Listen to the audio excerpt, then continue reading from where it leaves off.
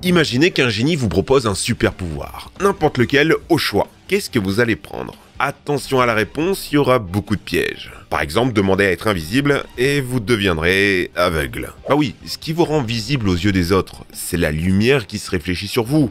Elle est renvoyée vers les yeux de la personne qui vous voit. Logiquement, pour devenir invisible, il faudrait que la lumière vous traverse ou vous contourne. Problème, c'est que ça va dans les deux sens. Si aucune lumière n'atteint vos yeux, vous ne voyez plus rien. Sans compter que votre invisibilité, elle s'étend pas aux vêtements, donc vous êtes obligé d'être tout nu. Pas super comme accoutrement de super-héros. On a cherché pour vous les pièges de tous les super-pouvoirs les plus populaires pour que vous sachiez ce à ne surtout pas avoir.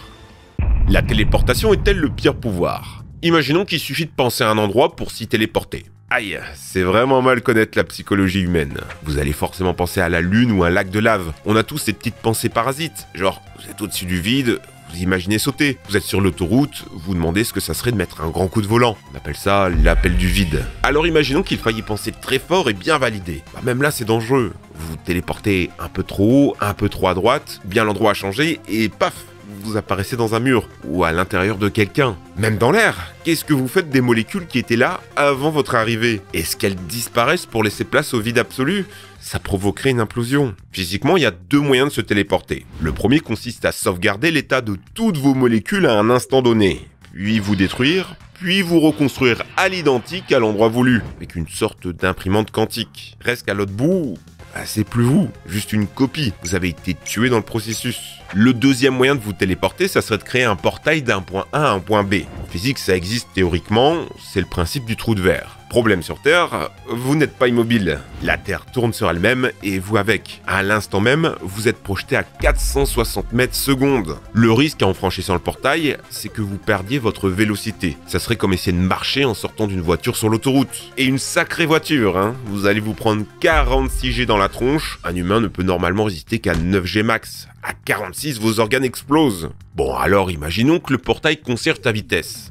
Ça change rien, parce que la Terre est une sphère, et à l'équateur, vous parcourez plus de distance qu'au pôle Nord. Donc vous êtes plus rapide au Gabon qu'à Bordeaux. Et même si votre pouvoir anticipe ça, c'est pas fini, parce que la Terre tourne autour du Soleil, à 30 000 mètres secondes cette fois. Ce qui veut dire que si vous mettez 2 secondes pour sortir de votre portail, vous êtes déjà à 60 000 mètres de votre point d'origine, possiblement dans l'espace, ou enterré des kilomètres sous terre. Et encore, on n'a pas évoqué la vitesse de la Voie lactée de l'infinité de l'espace. Assis dans votre siège sans le savoir, votre vitesse est démentielle. Alors à votre génie qui vous donnera une téléportation, demandez-lui aussi un super GPS en option. Si vous voulez des super pouvoirs, le plus simple c'est encore de jouer à Summoners War Sky Arena qui sponsorise la vidéo. En collab avec Assassin's Creed, ça vient d'être annoncé. C'est un monument du jeu mobile coréen. 100 millions de téléchargements, 1 million d'actifs chaque jour. Avec une vraie scène e-sport castée en français. Tous ces joueurs rêvant de devenir le champion de l'arène céleste. Je m'y suis créé une équipe de monstres ultra puissants, mon préféré étant Belladeon qui soigne et affaiblit l'ennemi.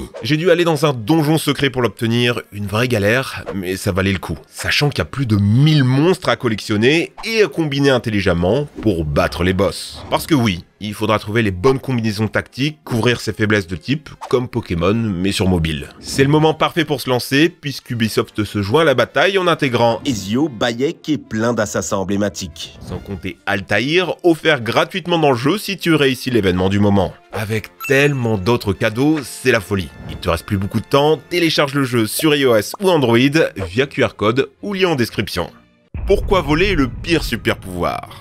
Ça a beau être le plus vieux rêve de l'humanité, c'est super dangereux. Et beaucoup moins stylé que vous le pensez. Déjà, on oublie les ailes. Pour faire décoller un humain du sol, il faudrait qu'elle fasse 7 mètres de large, une puissance musculaire surhumaine et un cerveau capable de contrôler des trajectoires chaotiques à cause de notre poids et de notre forme juste pas adaptées. Alors on va dire qu'on est juste capable de planer. Dans ce cas, comment vous faites pour vous propulser dans les airs? Faut bien de l'énergie, un moyen de propulsion, comme les avions ou les fusées. Si c'est des petits réacteurs invisibles qui vous sortent des pieds, attention à pas vous blesser. Des gars ont essayé avec des drones, des jets d'eau, des turbines aux pieds, ça demande des mois d'entraînement pour ne pas se cracher. Disons plutôt que c'est un peu comme dans nos rêves.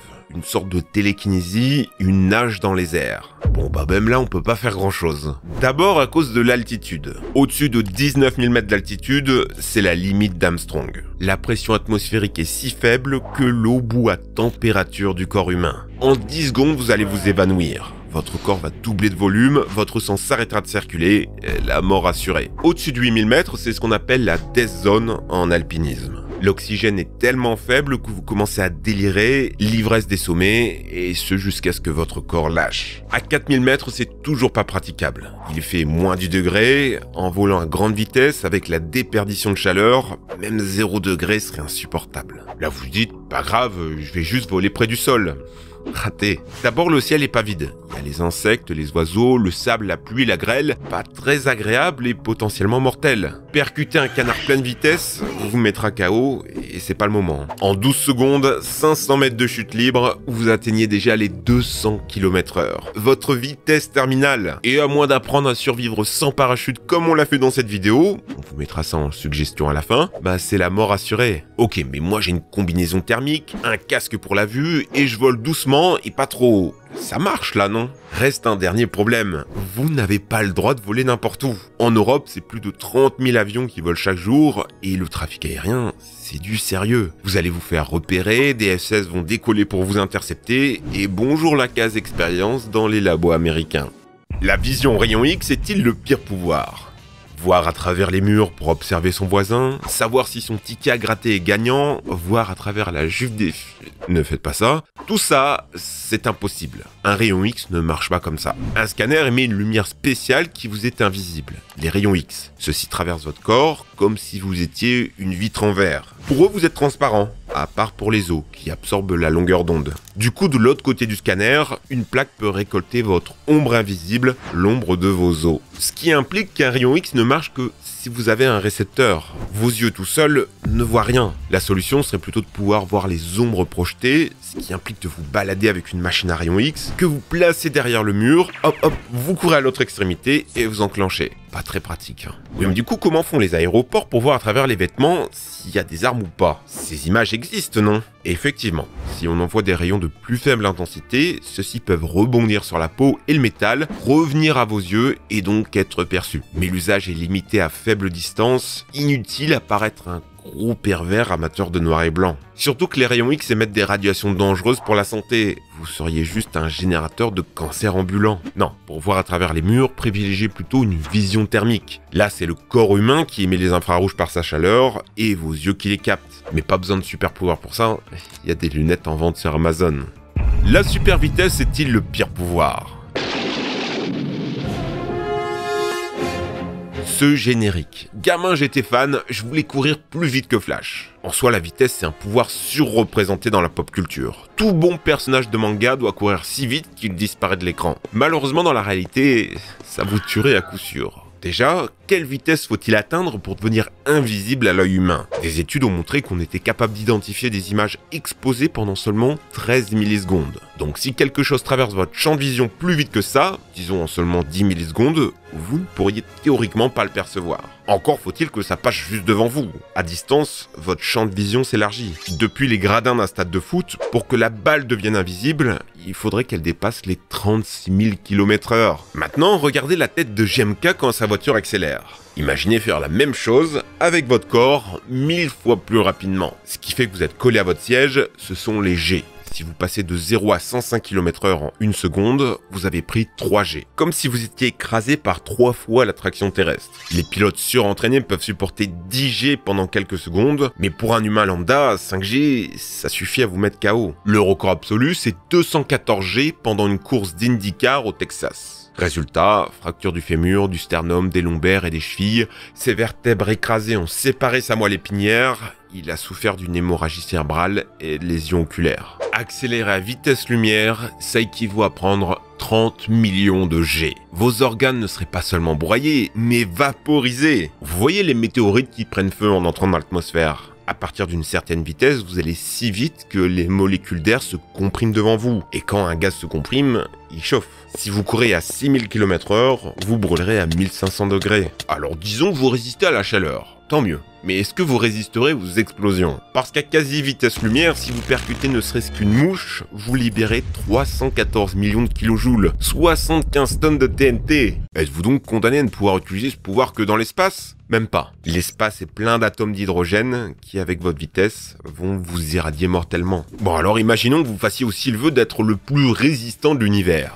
Très bien, mais la super vitesse resterait toujours une expérience désagréable. Déjà, vous serez aveugle. Comme on le disait, on peut voir 75 images secondes. À 300 km/h, votre vision rétrécit, mais ça reste jouable. Les pilotes de Formule 1 le font bien. Mais aux vitesses dont on parle, impossible pour votre cerveau de traiter les informations. Si vous courez dans une ville, vous allez vous écraser dès le premier mur rencontré, avant même d'avoir compris ce qui se passait. Vous devenez un danger public. Pire, en brisant la barrière du son, vous créez une détonation supersonique. Peu importe où vous irez, vous ne laisserez derrière vous que destruction, un danger public. La dernière chose qui va vous empêcher d'utiliser votre pouvoir, c'est votre énergie. En courant, vous dépensez des calories. On estime que courir à vitesse lumière pendant 5 minutes demanderait 8 milliards de calories. Un peu plus de 7 millions de menus Big Mac. Faudra aussi respirer 1,5 milliard de litres d'oxygène. C'est ça le problème de tous ces pouvoirs. Ils sont inutilisables tout seuls. Vos héros favoris sont presque tous surboostés d'atouts invisibles. En littérature, on appelle ça des pouvoirs secondaires obligatoires. Souvent, ils sont justifiés des années après dans les comics, comme quand on a appris que Flash mangeait 50 fois son poids par jour. Sans compter qu'on joue beaucoup avec les limites physiques. Prenez Superman qui arrête un avion en plein vol. En réalité, à cause de la répartition de la pression, il traverserait juste l'avion,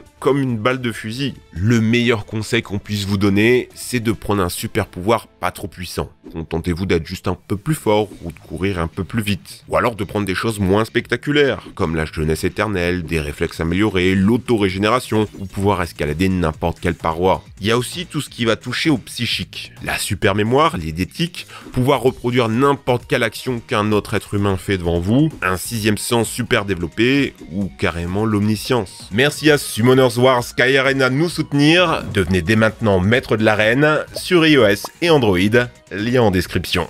Maintenant vous savez quoi choisir si un génie apparaît devant vous. Merci Trash.